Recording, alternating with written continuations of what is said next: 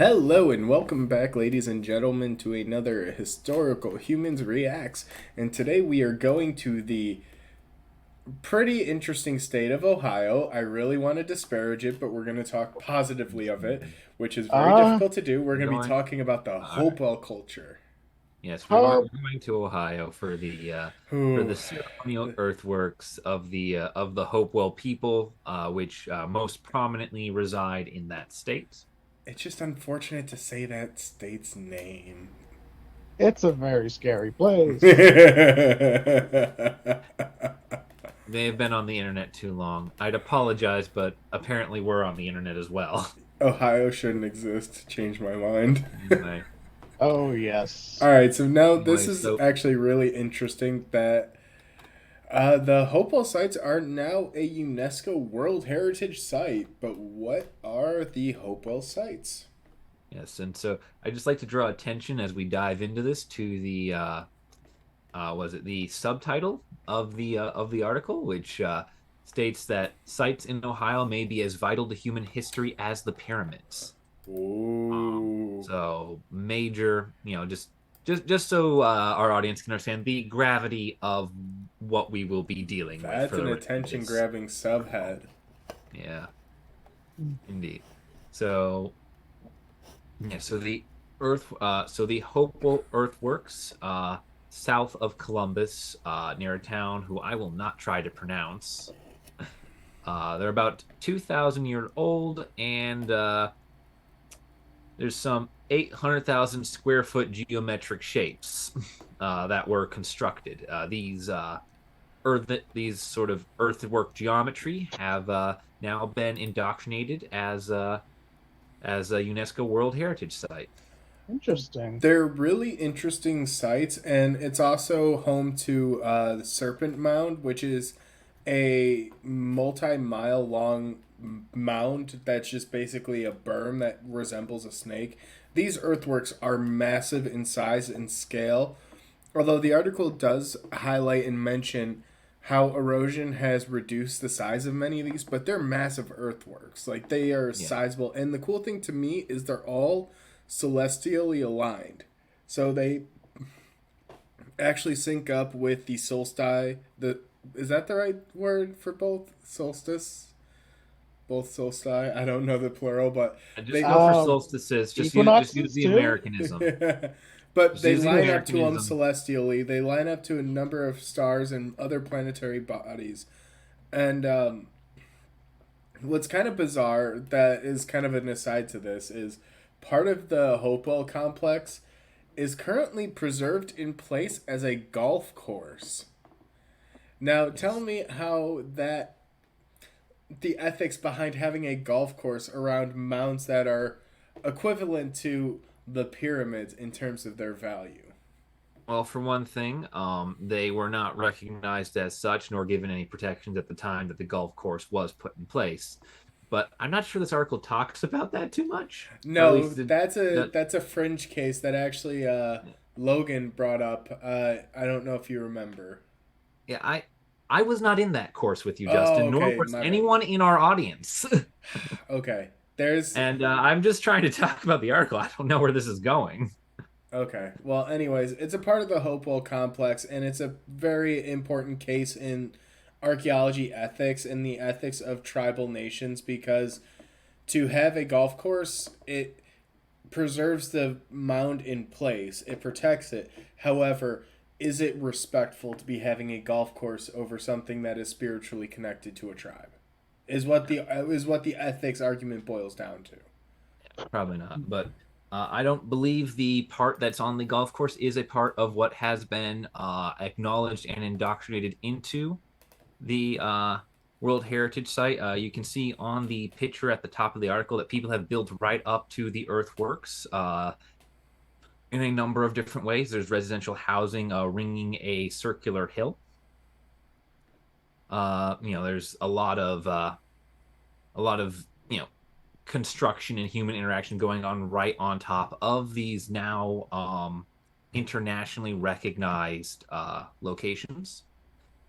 What's interesting to me is that many of them have been so greatly reduced that in order to showcase them without altering them, the caretakers have resorted to what's called interpretive mowing, where they And will change the length and even type of grass that is growing in certain areas to highlight the changes in the texture of the ground and in the height of the ground, as a number of various shapes, walls, etc.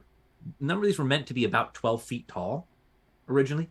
They are now maybe one or two.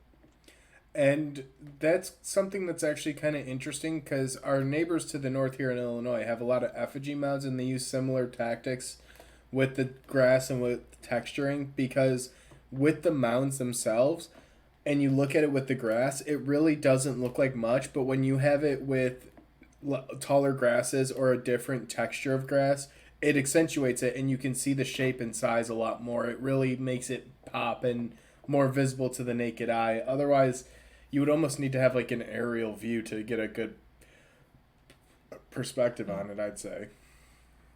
Yeah, it is.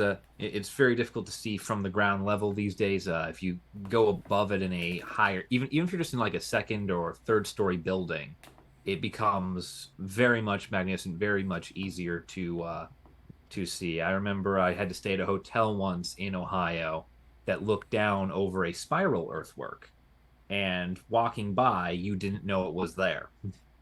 Mm. But if you look down on it, you could see it quite clearly. Um, uh, these uh, these mounds, of which are eight, collection of eight that have gotten into the UNESCO World Heritage List, were proposed and approved in late November by the UNESCO Council, which was held in Riyadh, Saudi Arabia, for the purpose of reviewing submissions for UNESCO World Heritage Sites. Out of 53 submissions, this was among those selected for approval. So it's a very long bureaucratic process that has finally led to this. And interesting. the cool thing that I find is the Ohio History Connection, Ohio's nonprofit historical branch, is talking about how purely being included on the UNESCO list will hopefully double their tourism, which is a double edged sword. We've talked about the negative effects of tourism, but the bottom line is tourism brings in money and will inevitably lead to attempts to preserve. You know, it's easier to preserve with lots of money than preserve with nothing. Yes, and and let's be honest. This has been a long trodden effort and thought out goal. This isn't just something where tourism has suddenly sprung up and people weren't expecting it. For 2 decades, there have been a group of tribal officers, archaeologists, and historians, all of whom have been lobbying for the inclusion of the Hopewell mounds on UNESCO's World Heritage Site. So, this is something that is very much thought out and very much intended and planned for, which is good and nice to see. Yeah, it's interesting, and we probably won't dive into the entirety of this article because it's a very, very long one. But it talks Oh, about the historical dissemination of the mound building, because one of the main reasons this culture is so prominent and so. Oh, they do actually talk about mound builders' earthworks in this article column. oh yes. Oh, it's pretty far down, isn't it? Yeah. Like a million. I was It's going like, to say, because it even talks about the lawsuit. Because Ohio History Connection is trying to sue the golf course to end the release on the land and present it and basically preserve it, because there's a lot of huge it's a huge ethics debate. But yeah, they do talk about the mound builder, so that's interesting. I know off screen I linked an article to you guys, which I'll put in the description, that also talks about that issue in further detail. But it's interesting, and it's good to see. I mean, the United States needs a lot more UNESCO sites. We need a lot more heritage. yeah, and it is important to remember with that lawsuit that there are several hundred of these mounds. Only eight have been granted UNESCO protections. So it's important to note that like all these mounds are important. Almost all of them are equally important, and the way they get treated and used is highly variable, but almost universally disrespectful. Yes, Oh. very much so. But I think that's a good point. We're going to wrap up for this episode. Thank you guys for watching. And be sure to check on our heritage episode, where we're going to actually go into detail about the history behind the Hopewell Mound. So tune in if you want to learn more. That'll be releasing, I believe a few days after this one. yeah, about 2 days later on Thursday. So be sure to check it out. Raffle. We'll see you guys then.